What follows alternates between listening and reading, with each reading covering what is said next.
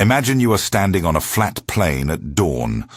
The air is thin with dust, the horizon broken only by ranks of men and horses, and before you stretches an imperial array 5 times your size.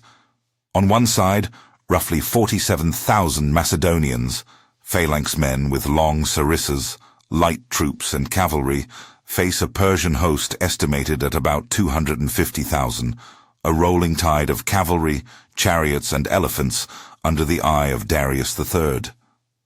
How do you fight a giant and refuse to be crushed? Alexander had spent the last years making decisions like this.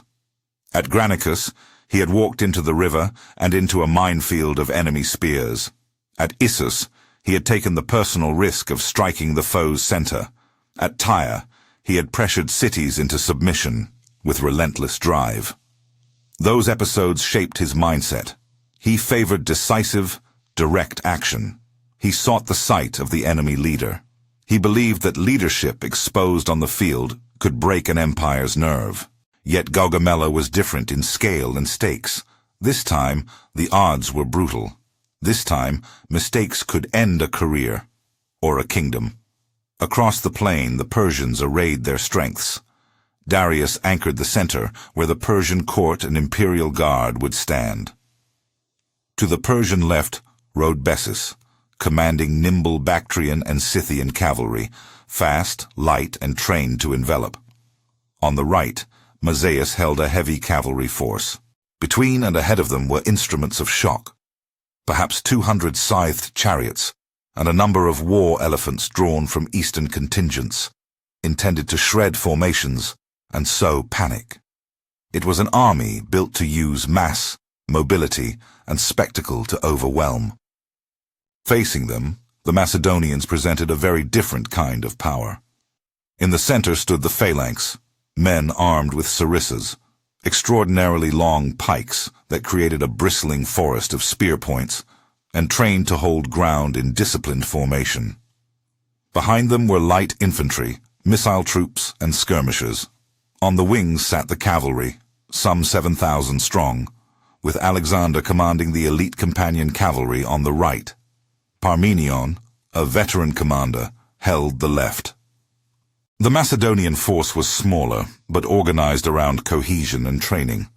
Units that could keep ranks under stress and execute complex maneuvers without collapsing. On the eve of battle, Alexander rejected a tempting option, a night attack or a surprise strike intended to harry the Persians before dawn.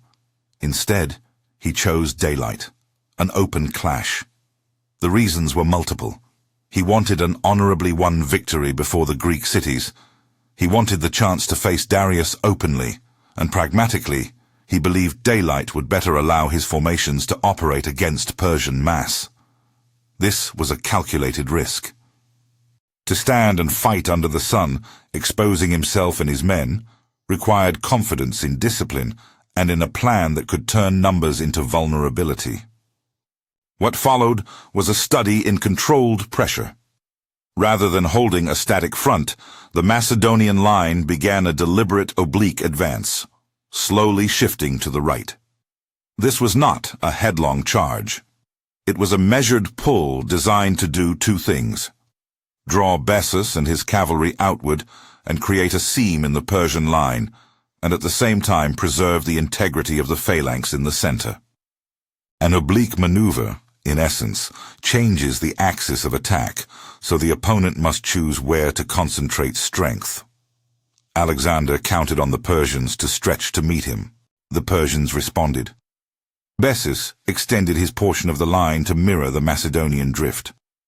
What looked at first like a simple countermove would become a critical vulnerability. As the Persian cavalry stretched sideways, the center weakened. Gaps appeared where mass had been thinned. The Persian shock elements, the chariots and elephants, were directed forward to disrupt the phalanx. Here the Macedonians relied on training and anticipation. The phalanx did not try to outpace the chariots. It created lanes, simple but lethal, spear barriers, short breaks in formation where light troops and sharpened spear points could blunt a charge. Chariots, designed to smash through loose formations, ran into disciplined spear forests and prepared obstacles and lost their momentum. Elephants, uncertain on uneven ground and exposed to missile fire and pikes, could not unleash the decisive terror the Persians hoped for.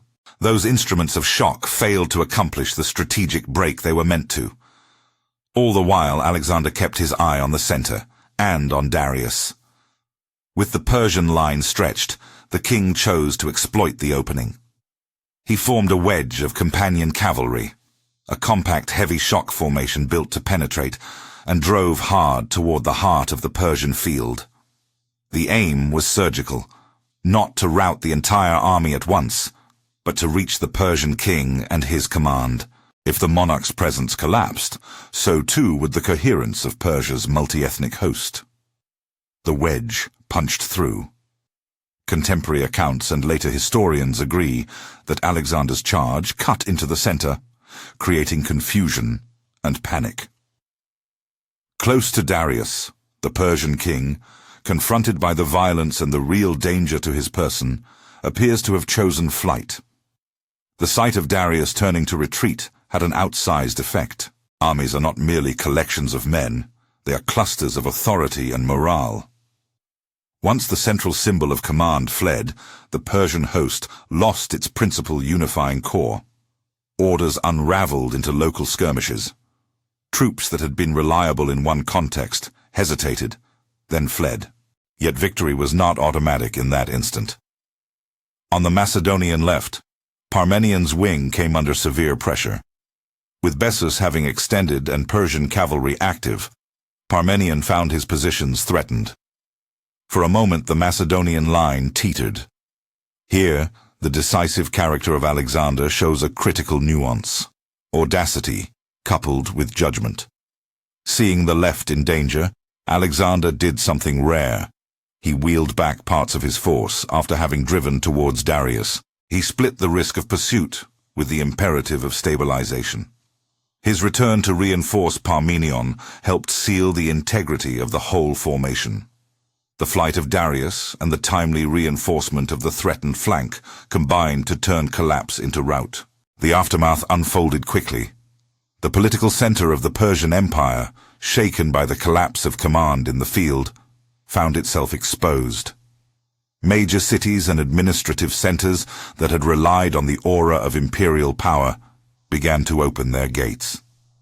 Babylon, Susa, and the treasuries that sustained Persia's reach were now within grasp. But the battle had not simply been a contest of numbers overcome by bravery. It was a demonstration of how leadership, cohesion, disciplined formations, and tactical timing could convert numerical inferiority into operational advantage. Alexander's plan relied on creating and exploiting seams, forcing an overstretch, and then forcing a decision at the critical point where command resided. This afternoon on the plain did more than win a battle. It severed the spinal cord of Persian centralized command. Without Darius present to hold distant contingents together, the imperial structure rapidly lost coherence. Alexander's subsequent pursuit east was not mere plunder. He chased legitimacy, pursued a king whose capture or defeat would confer political authority over Persian lands. That chase would lead past ruined camps to mountain passes and, soon enough, to the Persian gates, where a different set of risks awaited: ambush, terrain, and a stubborn defense that would test the limits of his method. Outnumbered 5-1, Alexander did not undo numbers by miracle. He exploited human factors, discipline, training, the psychology of command, and he accepted risk where it could create decisive opportunity. The plain at Gaugamela shows how a single decision to expose oneself, to pull and prod, and to strike at the nerve center of an opposing army can make an empire falter in a single day. If you enjoy these deep-dive battlefield stories, subscribe and follow the campaign. Next, the Persian Gates. The pass where Alexander's momentum met its sternest test and where the campaign's future would hang in the balance.